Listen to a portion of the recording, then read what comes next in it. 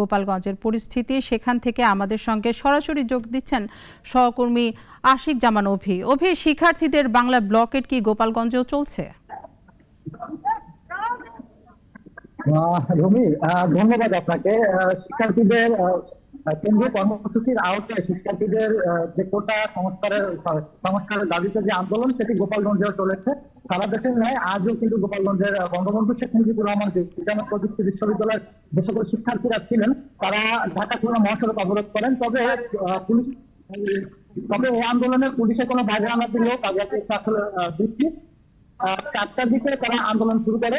এরপরে ঠিক 4:30টার দিকে বাজার বৃষ্টি, যার কারণে শিক্ষার্থীরা এই সড়ক অবরোধ তুলে নিয়ে তারা ক্যাম্পাসে ফিরে যেতে বাধ্য হয়। তবে আমি শিক্ষার্থীদের সঙ্গে কথা বলেছি, তারা যেমনটি জানিয়েছে যে এই বৃষ্টি যদি 7টার আগে যদি শেষ হয় তারা আবারও সেই তাদের আন্দোলনে তারা ফিরে যাবে। তবে শিক্ষার্থীরা আরো বলছে যে সারা দেশের বিভিন্ন বিশ্ববিদ্যালয়ের শিক্ষার্থীদের সঙ্গে পুলিশের ধাওয়া পাল্টা দেওয়ার ঘটনা ঘটতেও গোপালগঞ্জে এমন ঘটনা ঘটে।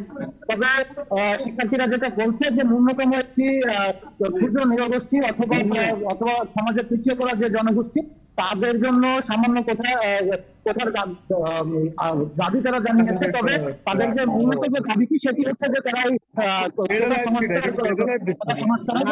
পুনরায় আবার তো আমি আজকে এই মুহূর্তে দাঁড়িয়ে আছি বঙ্গবন্ধু শেখ মুজিবুর রহমান বিজ্ঞান ও প্রযুক্তি বিশ্ববিদ্যালয়ের ক্যাম্পাসে। ক্যাম্পাসে অবস্থান করছে। তারা বলছে যে আগামীতে যখন এই যদি বৃষ্টি থেমে যায় তাহলে তারা আবারও পুনরায় তারা আন্দোলনে আবারও নামবে এবং ঢাকা খুলনা মহাসড়ক আবারও অবরোধ করবে। আমি আরেকটু জানিয়ে রাখতে চাই যে ঢাকা খুলনা মহাসড়ক অবরোধ করার পরে কিন্তু সড়কের উভয় পাশে কিন্তু যানজটের